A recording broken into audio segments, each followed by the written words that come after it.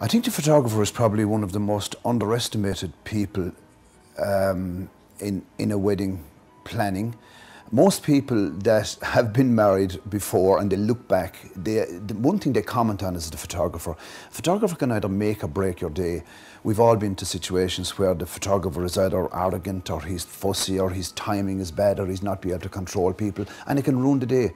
What we try and do is we try to ensure that first of all, that the whole lot of the people at the wedding are aware of what's happening, and that we instill in the bridesmaids and in the immediate bridal party that each person has their responsibility, and that we try and filter all problems away from the bride. We tell the bridesmaids and the best men that the most important part of their day is, as ladies and gentlemen in waiting for the bride and groom, their job is to make sure that everything is steered clear of them and that the whole day passes absolutely trouble-free.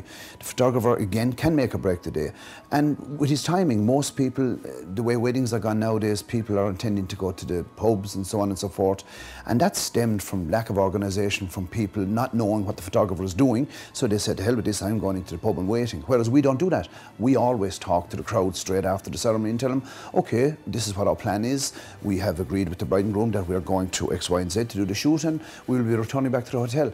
And it ensures that the bride and groom are not pulled and torn and dragged. We, for instance, always allow 3/4 of an hour from the time the bride arrives back to the hotel after our photo shoot before we go near her again.